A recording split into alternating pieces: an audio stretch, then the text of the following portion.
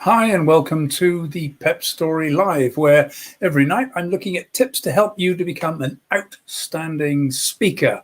That's the whole goal, that you become an outstanding speaker by just taking little tips. And at the moment, this week, we're breaking down the PEPP Story approach. So let's get on with it.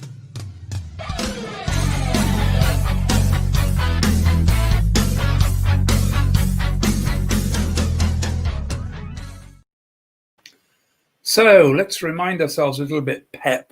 It's a mnemonic. It's designed to help you to just remember a simple formula, bring together these 5 elements, and you're guaranteed to create an outstanding speech and become an outstanding speaker. Okay, it's not going to happen overnight. You're going to have to do a bit of work to get there. But what I can tell you is that just applying this simple approach, you will push yourself very rapidly into the probably the top 10% of speakers, because to be honest, most people don't bother to put in the effort to make sure they are going to deliver a good speech. The fact that you're here listening to this means that you probably do want to create a good speech. So let's remind ourselves, PEPP. It stands for purpose, experience, passion, performance, and story. And those are the 5 elements that make up a great speech. They don't come in any particular order. I'm delivering them in an order which happens to work quite well for me, and I'm going to build one on the other. But the reality is that you need all 5 elements. You need a clear sense of purpose. You need to speak from experience. You need to draw on your passion. You need to perform, not speak.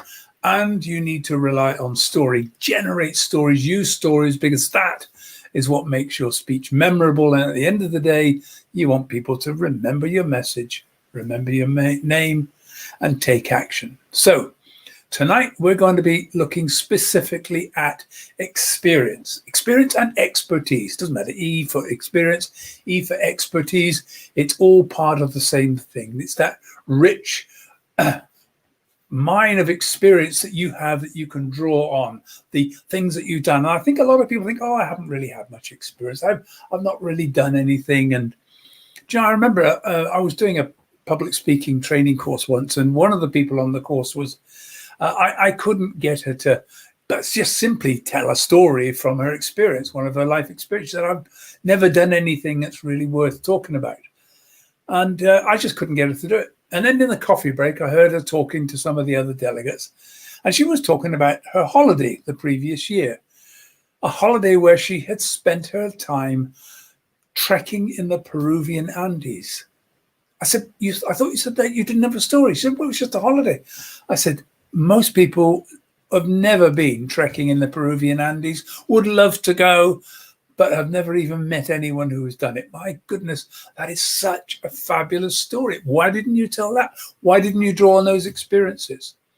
I think it's so hard. We think our lives are humdrum and ordinary, and we forget that actually they're not. We've got particularly good lives full of incredible experiences. And when you think about it, I don't know if you're fans of soap opera at all, but it is packed full of stories of ordinary people. Well, it used to be, actually. I was watching some the other day, and I thought, it's Christmas time, and at Christmas time it gets pretty frenetic. All of a sudden it turns into an episode of The Sopranos or The Goodfellas, where everybody's trying to kill everybody, and I just think, what's happened to good old soap operas?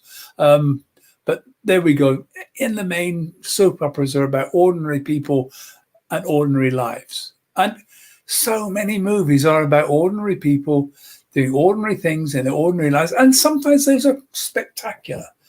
I do a talk about extraordinary moments, one of my keynotes, and it's about those little tiny things in life which suddenly turn everything around. Like, I went off to a conference in America, in a speakers convention in America in 1995, and it completely changed the course of my life. One meeting, one event, one day, and all of a sudden everything changed, and I became a speaker.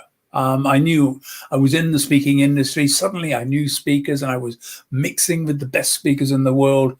And I came back and with some friends set up the Professional Speaking Association. And that dramatic shift of life, those are my life experiences. I have lots of them.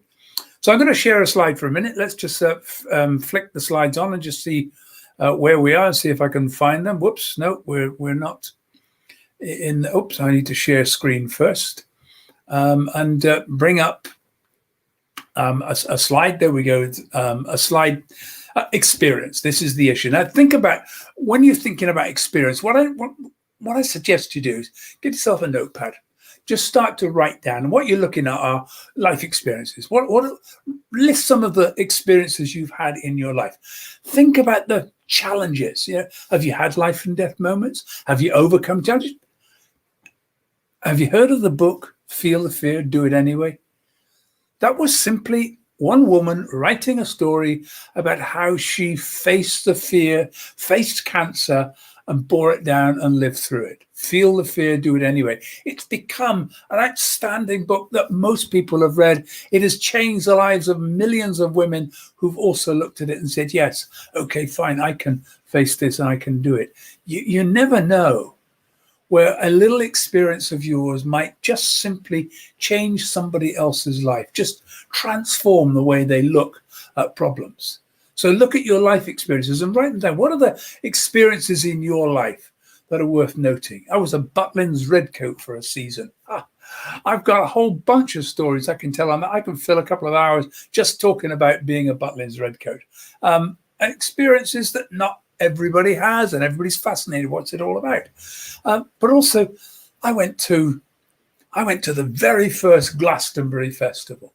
Well, it wasn't actually the Glastonbury Festival. It was the one that inspired the Glastonbury Festival at Shepton Mallet, the Bath Festival of Blues and Progressive Rock Music. And again, it was a fabulous weekend. And, it was shortly after Woodstock, just before the Isle of Wight. It's an experience. These are all just little experiences along my life, which at the time was just a weekend away, great music festival. But I can look back through my life to all those amazing experiences, just things that happened in my life, and turn them into fabulous stories. They're all there, rich experiences. Think about your work experience. What have you learned at work that you can teach other people? See, when I go to listen to a speech, I'm looking for something. I'm looking to hear from someone who's trod the path I'm now about to tread, who's been there, found the problems, and come back to tell me what to look out for, what to watch out for. That's what I'm looking for. Someone who's walked that walk, someone who can share for me some insights into what I need to do if I'm going to tread that same path. That's it. Work experiences. What have you learned at work that you can share? What have you learned that can help other people to become better at their work? The longer you've been at work, the more experiences you have. Education and training. What have you learned? What did you taught? What did you study? What were you passionate about? What did you love doing at school? There's bound to be somebody who would like to hear about that. Maybe, just think about it. Education, training, various different courses you've done. I went on a course with a man called Stuart Wilde. You might have heard of him. He's a new age guru from the 1970s. So I did my first and only ever firewalk with Stuart Wilde. I'm not the only one who's done a firewalk, but I can make it a great story. And around about the same time, I happened to be in a personal development group, and we ended up doing for charity, a static line parachute jump. Wow, that was pretty scary, leaping out of a plane. Yeah, I've done talks at Toastmasters and all sorts of things, just describing that one weekend doing a parachute jump. There are all sorts of, the training in particular, which was quite scary. Voluntary experience. I've done lots of voluntary work. When I went to university, when I changed gender, I got very, very heavily involved in a whole range of voluntary experience. And I discovered that students who did voluntary work were the students who got jobs when they left university. The degree didn't matter. The degree said that they had actually learnt, or they had studied at a particular level and learnt certain disciplines of how to learn and apply knowledge. But voluntary experience, that said that these were people who put it into action. These were people who made things happen. These were people who weren't afraid to get out there and do something, even if they weren't getting paid for it. Voluntary experience, it's what makes people work. But yeah, I'm sure you've done something voluntary that really, really worked very, very well. Hobbies and interests now. We've all got some hobbies, some interests, something that we're fascinated about. I'm a big Pink Floyd fan. I can go on forever about them. David Bowie. So I've got a whole range, the whole underground music scene of the 1970s. That was part of what I grew up with.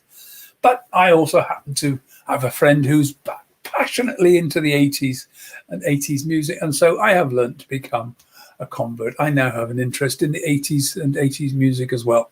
But I have other hobbies. I play a little bit of guitar, and I have other friends who do that. So think about your hobbies and your interests. What are they? How can they help?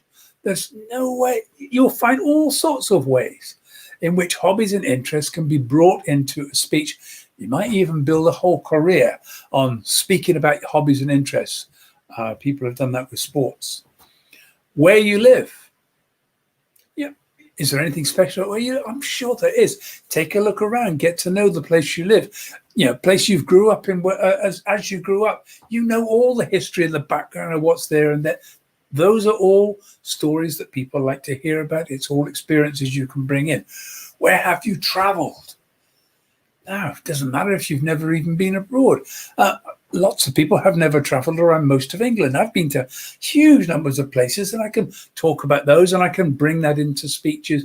I was listening to a Billy Connolly program last night talking about his life, and because Billy tends to just talk about life when he gets on stage. And if you get a chance to look at any of Billy Connolly's shows or some other programs that are coming out looking back at his life, what you'll see there is a man who knows how to take travel, take where you've been, take life just from living and turn it into a show that's made him a household name across the world. It's so easy. Look at your life experiences. And finally, your friends and family. I mean, they are such a rich source of experiences. Tonight, I was going to be settling down. This is a bit late tonight. I was going to do it much earlier, but my dog decided to eat something a little bit toxic. And so we spent the night racing around and getting him to the vet to get and the poor dog has had to have his stomach pumped basically and get stuff out. So it's been a hugely stressful night, but it's an experience, and it's one that if I need it, I can use it and I can talk about it. And so there we go. So now I want to also get you to think about another aspect of this whole area of the E from experience. We're talking about purpose, E for experience. And what I'd like you to think about, we talked about purpose last night. I just want you to think about this for a moment, because I'm going to really shift this and look at the whole thing in the structure of a talk. When you're trying to put a talk together, drawing in all those experiences from life, but also the E can remind you, and I want you, it's a little that's different. Okay, we've got an S for story at the end, but in the middle of this, we've got PEPP, and I want you to think about that E as the reminder of how to structure any good speech. And you can move slightly off this, but don't go too far away, because think about this. We've got a message. One single message. That's what we talked about yesterday. Your purpose, your one single message, your one takeaway, the one thing that everybody must remember. If they remember nothing else, this is it. One sentence. Just get your whole purpose of what you're doing into a single message and put it up. Now, drawing on your experiences, you make a point, make a second point, make a third point, and keep it to about 3. 3 is a really powerful number. If you look right the way back through history, you'll find that 3 keeps coming. Aristotle talked about plays, and we're going to be talking about that much more later on when we're talking about story, and we're going to do some quite detailed work on storytelling. 3-act play, Act 1, Act 2, Act 3, and I'll give you that a bit later on. But think about the 3s. I don't know why it's so powerful. It's easy to remember. We remember 3s much more. Whenever I move off 3, I always know I've got to use a mnemonic. I've got to do some trick to get you to remember it. Purpose, experience, passion, performance, and story. I've got 5, so I keep repeating them, and I've got a mnemonic PEPP story so that you can actually see what's going on. But here's a simple structure. Message, point 1, a story. Point 2, a story. Point 3, a story. And you've got some real structure. And that will be a powerful speech. And I've seen some of the best speeches I've ever listened to structured in that way. Very simple, very easy to remember. And bear in mind that don't be too clever. you want people to remember the story. Yes, entertain them. Yes, it's going to be lots of great stuff in it. But if you want them to remember it, single message, use stories. That's pretty much it. There's no other way to make it work. So there we go. That's that's a little bit of sharing there. Now think about this in terms of expertise. You have to have earned the right to speak. And that's why we're looking at all those experiences that you've had and your expertise. What have you studied in any depth? And what I noticed when I got into speaking, people said to me, it's very, very important that you have to really, really make sure that you specialize. So when I changed, and I decided I had to, change my field of expertise. So I went to university and I studied gender and research, and I focused on transgender issues. And since then, for 15 years, I've pretty much focused on transgender diversity, gender, sex and gender. That's it. The whole area of the issues around discrimination, harassment, victimization, gender equality. It's all in one focus. And I got more and more focused. And what we find is the more specialist you become, the narrower the field. If I'd gone on for a PhD, which I was thinking of, it would have been one question to answer. One simple area of the whole field of gender, just one area studied for 4 years, researched to create a large 75,000 word thesis. That's the whole thing. The more specialized we become, the more expert we become, the more we get paid. It's as simple as that. Focus, specialize, become the person in your very narrowest field of vision. And of course, the person you're the most experienced in is your life, which is why you can always speak about your life, because you're the most expert person in the world on your life. So there we are. Have you earned the right to speak? Draw in on from your experiences. Look at everything that you've learned. Bring that all together. Look at the things you've studied, and you've got this huge mass of information. Now focus in on the things, and we're going to talk tomorrow about passion. And it's passion which helps you to focus and bring your focus down into those experiences that you most need to use within your speeches. So join me tomorrow at 5 p.m. Oh, well, I'm going to aim for 5 today. I've made it at 11:30. We'll try and get there at 5 o'clock one of these days. But don't worry, it's always on replay. So do come in and watch again. Don't forget, if you need some specific help on writing a speech, putting a speech together, getting a TED talk together, whatever it is, I coach people. I've coached chief executives. I've coached professional speakers. I've coached students. I've coached people, from schools. I've coached people in Toastmasters. Come and talk to me. I offer a 30-minute free coaching session just to see whether you can work with me and whether what I do is what you want. But trust me, if all you got to do is to get up and deliver management reports on Zoom, that takes a challenge. It takes some skill. I can help you achieve that and become really good at it. So drop me an email, ricky@rickyarundel.com, and we'll work something out, fix up a date. Just book a half-hour slot, talk to me, and we'll see how I might be able to help you to become a better speaker. Anyway, come back. See you tomorrow. We'll be here for day 5 of my presentation. For now, thank you for being with me. I know it's pretty late, but I shall see you tomorrow. Take care.